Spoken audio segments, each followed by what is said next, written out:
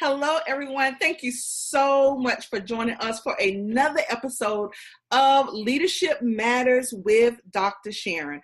We are joined by my special guest for tonight. He is Lloyd Knight. I am so excited to have him. He began his career as a student teacher and has worked at nearly every level, including classroom teacher, curriculum resource teacher, and assistant principal. In his time at Chicago International Charter School, Lloyd Bond, they achieved breakthrough growth in reading and math through the implementation of Daily 5 Math, Daily 3, and a rigorous independent reading program. In 2 years, the school went from the closed list to the fourth best charter elementary school in the city of Chicago, according to Chicago Magazine. As the lead principal of North Carolina for Charter Schools USA, Mr. Lloyd spearheaded the expansion of 5 new buildings and the largest portfolio of charter schools in the state of North Carolina. Mr. Knight is a trained peacekeeper. He holds a Bachelor's of Arts degree in elementary education from Shaw University in North Carolina. He earned his master's degree in educational leadership from DePaul University in Chicago. And currently he is the principal of Thomas Carr Howe Community High School. Welcome, Mr. Knight. Thank you so much. I am so excited to be here with you, Dr. Sharon. I'm a huge fan of your show. Thank you. I really enjoy hearing about all the different aspects of leadership that you've discussed. And we right now are in the midst of an amazing, I think, historic turnaround over at Thomas Carr Howe Community High School, in which we are going to use all of my experience and all the resources possible to make our high school a wonderful place to be. So I'm just excited to share that information and talk to you more about it today. That is awesome. And I tell you, you really have a rich history in education. And I love the fact that you've really been all over the map, it seems like. You did a stint in North Carolina, you were in Chicago, now you're in Indianapolis. That must be awesome. And so I really want to start with your work with charter schools. I myself have been a charter school principal. I've been in the regular comprehensive school as well. Tell me about your work with the whole North Carolina expansion as the lead principal of that. So first, I'd like to begin by just talking a little bit about Charter School USA overall. We're the largest charter school authorizer in the entire country with over 86 schools in states in Florida, Louisiana, North Carolina, Georgia, Indianapolis, and in the Chicago area. During my time in North Carolina, I came down to become lead principal because we were expanding some of our schools that were already had established boards at the time. So we went from, at the time, 3 schools to 6 schools with 8 buildings. So 2 of our campuses, they actually expanded beyond just elementary school. They went into high school as well. So most charter providers in North Carolina do not have a portfolio that size. Most are mom and pop shops in which, the local community is establishing their own charter school. But with Charter School USA, we came in to, help provide quality education to students all throughout the state. That is really fascinating. And so not only have you spent time in charter school, but right now you're in a comprehensive high school. And I know that you probably have faced your share of challenges coming through because you're actually in a turnaround high school, correct? Yes, I am. So tell everyone really what that really means. So the turnaround movement is one that's been around for a while. My first experience with that was in my first year teaching in Chicago. I was a teacher under the Academy for Urban School Leadership, also known as AUSL, in which a failing school has an outside organization come in to assist in turning around the school apart from the district that it currently resides in. Specifically in Indianapolis, Charter Schools USA was tasked with turning around 3 schools. There was an existing school, 2 existing schools in Madonna, and there was manual. And we also have a school that was closed at the time, Thomas Carr Howe Community High School, which resides on the east side of Indianapolis. So for anyone who understands what the east side of Indianapolis means, it is not a place in which quality education necessarily has been a bastion of. Um, Many of our students are severely below grade level, severely below the poverty line. So a turnaround effort is needed because old ideas of how to educate students really have fallen flat in the community. So they're looking for outside people to come in, or people from within the community under the tutelage of outside resources to best provide opportunities to educate students. So specifically for Thomas Carr Howe Community High School, we're under contract with the State Board of Education with Indiana, and that allows us to have an opportunity to go in and be innovative and try different things. A couple of the initiatives that we have at Thomas Carr Howe Community High School that have been extremely effective this year is speaking like a scholar and working to make sure that all students and all teachers and all parents understand that, as you may know, Proverbs 18:21, the power of life and death is in the tongue. And we want all students to speak, and all teachers and all staff and all parents to speak positivity into our school in a place where negativity had reigned for a long time. Wow, that's really impactful. Do you have assistant principals? How large is TC? So TC Howe currently has 490 students. We're developing programs to increase our enrollment over the next couple of years through an academy model in which we will have CTE courses and CCR courses in partnership with our sister school that will expand our education catalog. We're also working to find ways to encourage other students from the city to come into our school based on extracurricular activities. We have one of the best JROTC programs in the entire state, and we also have a strong athletics program in which many of our students participate in. That's awesome. How do you, because you've been to a few different places, and as a new principal going into a new place, as a principal going into a new location, culture is always major in building or establishing a positive culture, depending on what you walk in. Talk us through a little bit about how you assess the culture and then how you established it to what you felt it needed to be. So I'm one of those strange people who believe that a school is a place of love. A school is a place where if love is not a huge factor in the plans and in all aspects of what goes into a school, no matter how well the education goes, no matter how well the pedagogy goes, no matter how well we analyze the data, those things will fall flat if people don't love being there and also love each other while they're there.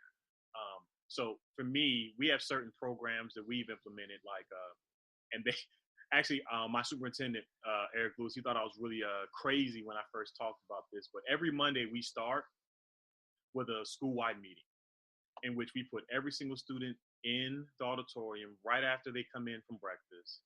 And on the first day of school, I stood before my students in the heart of the inner city, and I told them that I loved them. And I've told them that I've loved them every single day since that day, because I believe that when parents and when the bus drops off children, that you're now in our custody, and that we need to love you in the same manner that I would hope all of our parents love our students. Which means that if you make mistakes, we're still going to love you. Whether you do great, we're still going to love you. Whether you don't ace every test, we're still going to love you. And we're going to make sure that you are accountable in the same way that I would hold my own daughters accountable. But regardless of that, we're going to love you every step of the way. So I end every day on the announcements, and we say our PBIS motto, which is work hard, be great, realize excellence today, every day, failure is never final.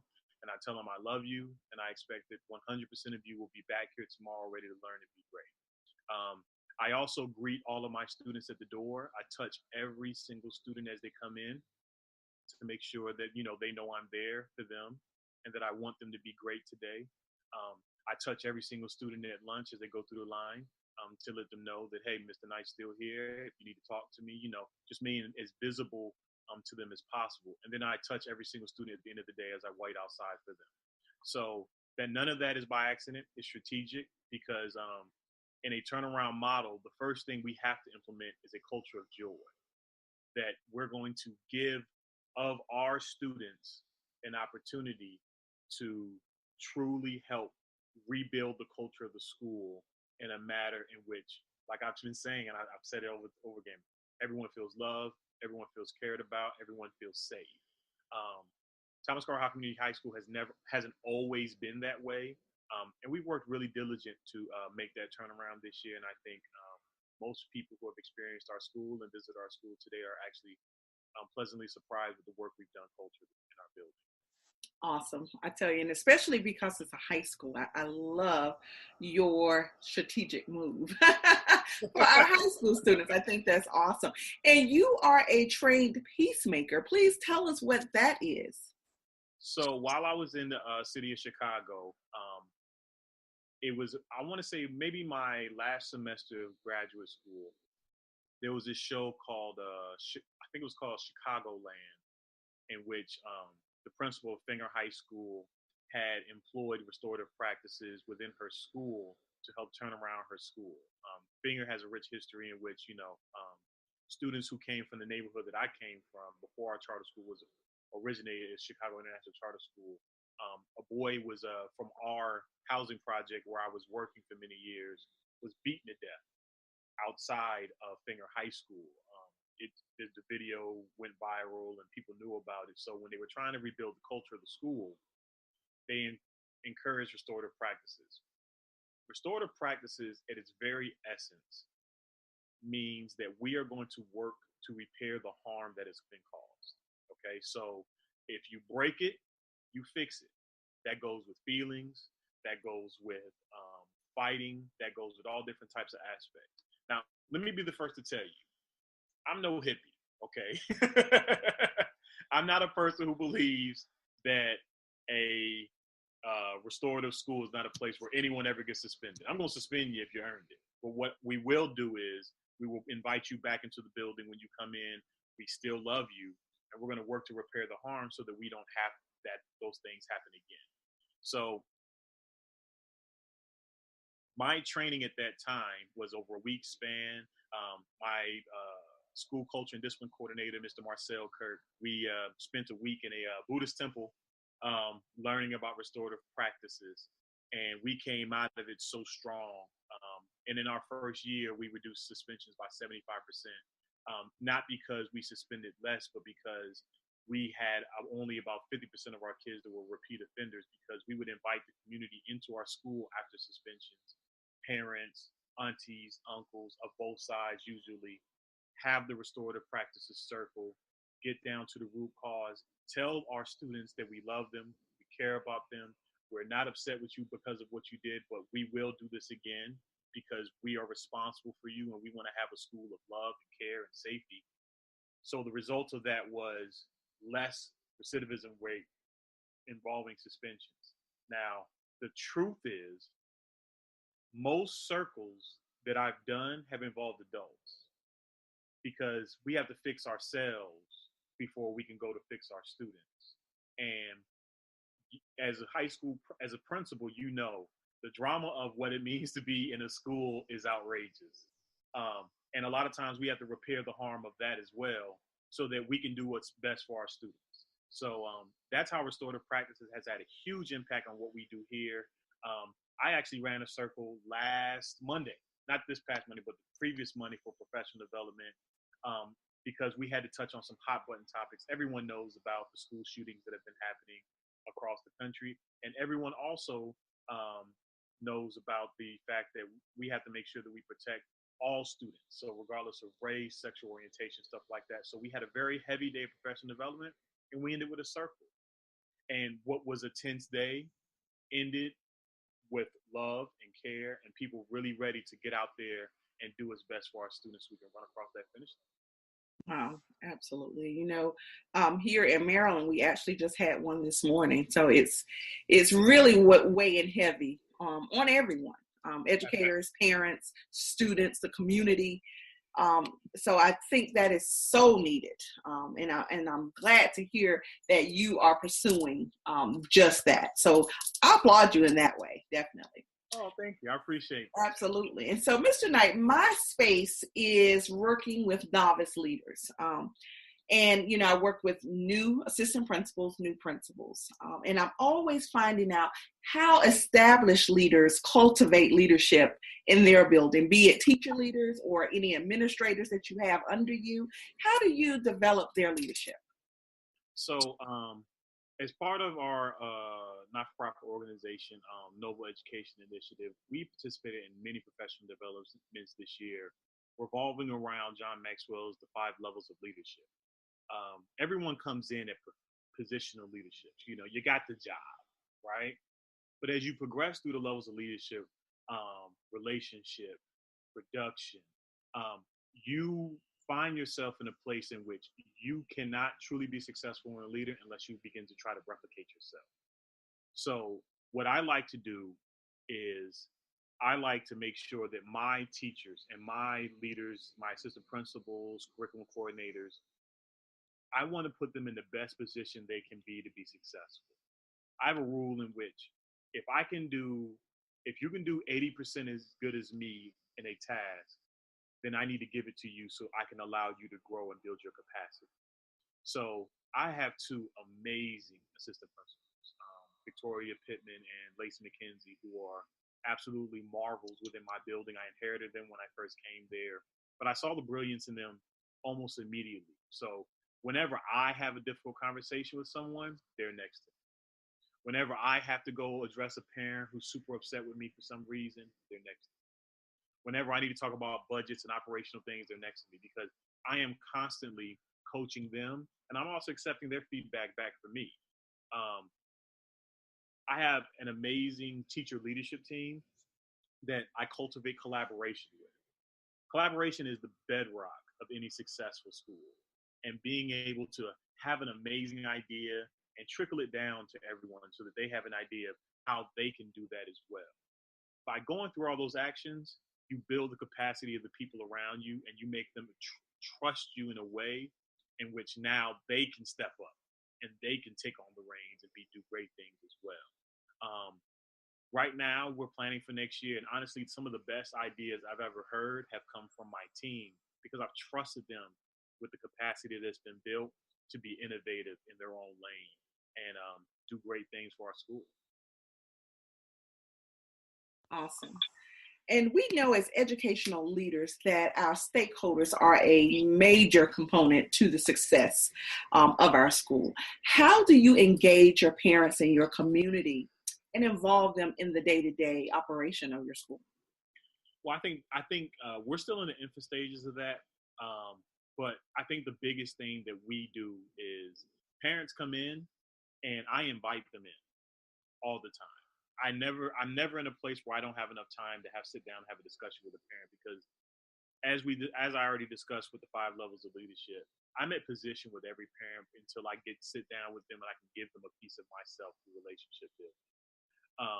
We are at the highest number of parent volunteer hours in the history of our school this year, but that's still not to say that we are where we want to be. The other day, we had over 100 parents show up to our report card pickup, which is in a stark contrast from what it was when I was in the Oakdale Gardens Chicago Public Housing Authority, where we probably have about 80 to 85% of our students come. But it's still a huge jump from where they used to be.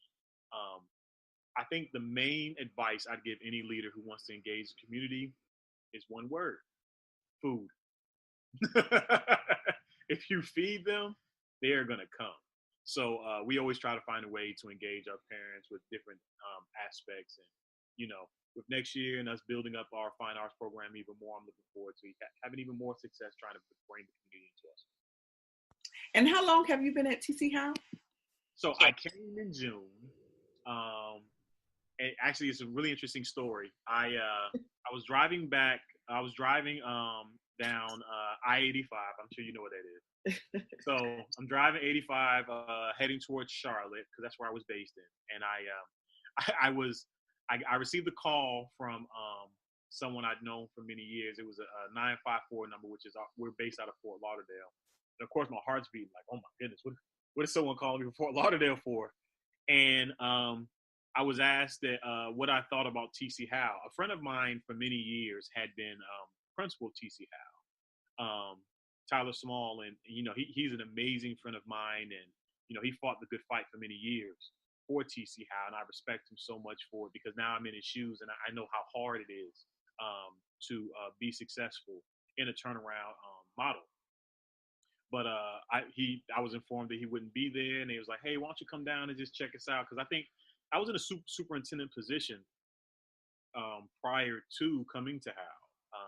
I had a core of principals that I was mentoring that I loved. I was close to my daughter, but my heart at its very core is with our students. I knew the struggles of TC Howe, and I knew that I had a certain level of expertise that could probably be of great help to the school. So when given the opportunity to come and see the school, and honestly, in June, I go in and I meet the people, and we're talking, we're negotiating, and I walk into the gymnasium, and I'm just in awe.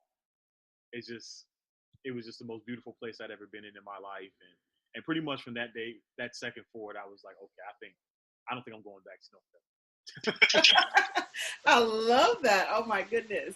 And so with that, the follow-up question with that is, we know that Jim Collins in Good to Great talks about getting the right people on the bus and getting them in the right positions.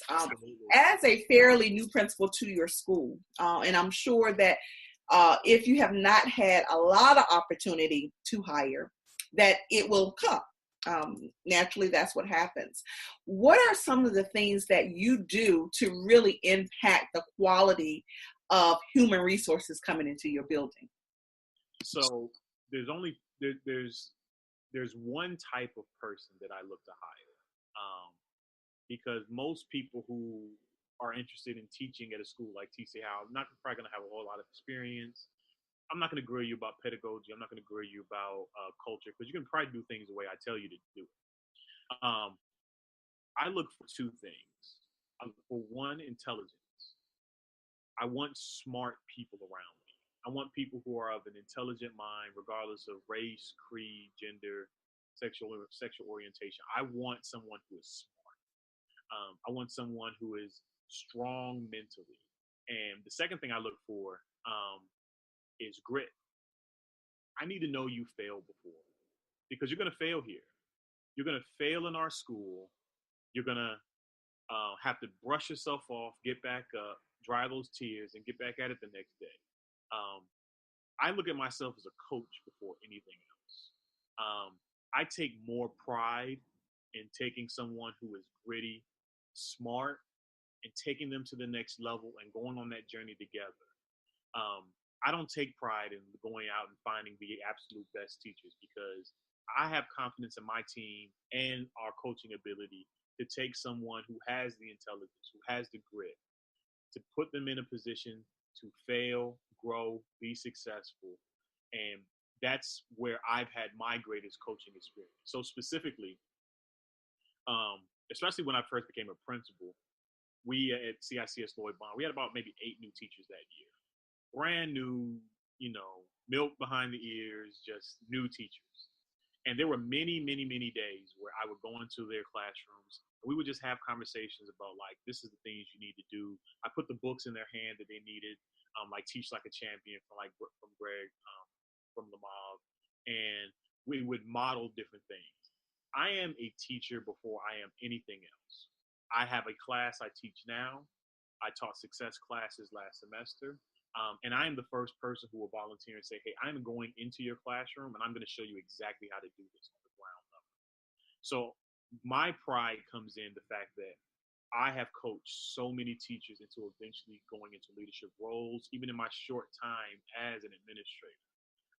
I have teachers who are now lead teachers. I have teachers who are assistant principals. And I think that is where the true hallmark of what real success is. It's not about being great in the moment, but how do you mold people so they become great and have lasting success, whether they're with you now or moving forward? I love that. Oh my goodness. And the question that I always ask everyone, this is Leadership Matters. Okay. So why, in your opinion, does leadership matter? Why does leadership matters?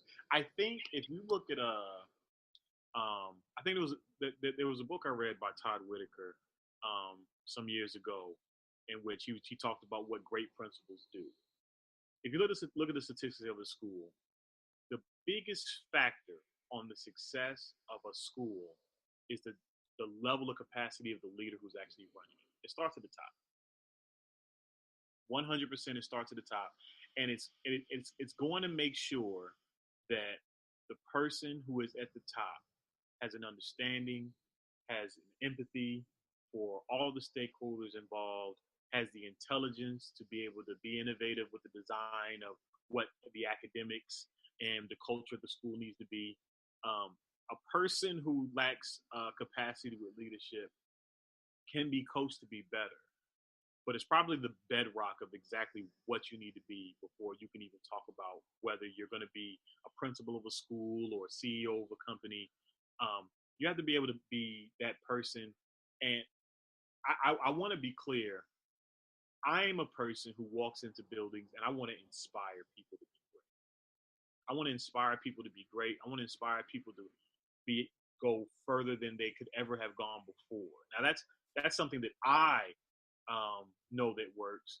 There's people who are inspiring, who just have lots of amazing systems that just keeps people in the right lane. So there's different types of leadership, but whatever it is, you got to be great at it. Because if you're not great at leadership, your organization is just not going to be able to keep above water long enough for any real impact to happen.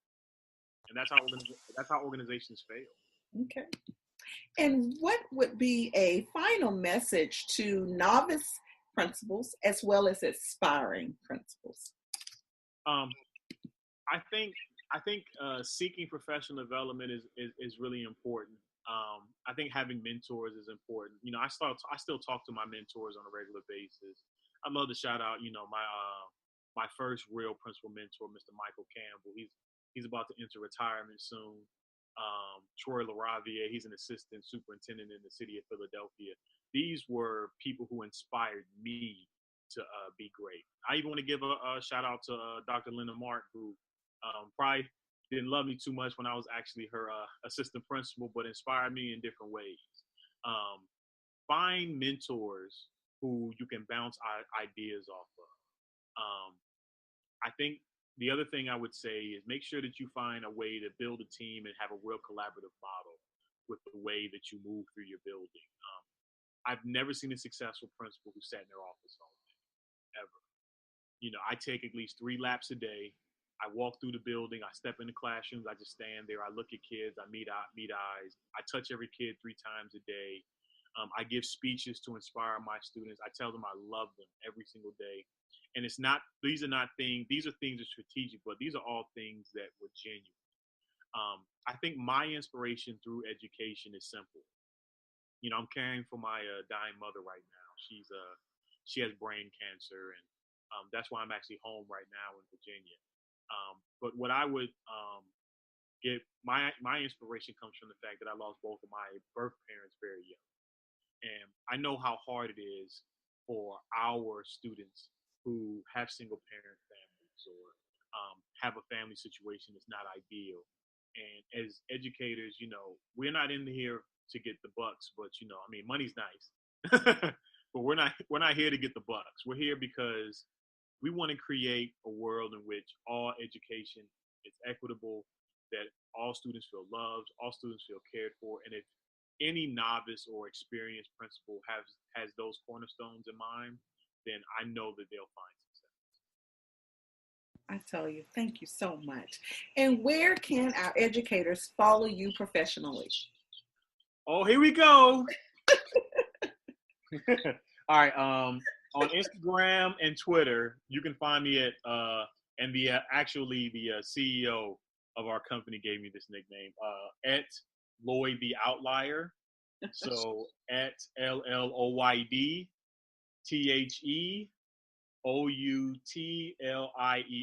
You can follow me there on Instagram and Twitter. I'm very active on social media. Um, I write. I blog on LinkedIn and Medium under the name Lloyd Knight, and I'm actually writing a book now. So Awesome. we're gonna detail this turnaround. This is how we did it. It should be done writing by the summer, but we'll also, and it's going to be a narrative book that's also has jewels of leadership like we've discussed here today. Awesome. And I'm on Facebook, but I ain't got a page there, but maybe I should start one after this, huh? Awesome. When you get your book, you're going to have to get a page then. Sharon, I just want to tell you, man, I appreciate you so much for having me on your show. Rude to the Q's. Yes. We're always going to be in here. Thank you for all the Coleman love here today. Yes, absolutely. And just thank you for just being a light out here for those who are into leadership and self-care and health. You're inspiring everyone, and I truly appreciate you. Oh, thank you. You have been such an awesome guest. I really appreciate you. I thank you, and I wish you continued success in all that you do, and prayers and blessings as you care for your mother as well. And so I just want to thank you for taking the time, and you definitely have to come back when you release your book. I released the book. It's on. Thank you. Absolutely. Thank you. And thank you guys, those of you who joined us live and those of you who will come and catch the replay. We really appreciate you. This is Dr. Sharon reminding you that leadership matters.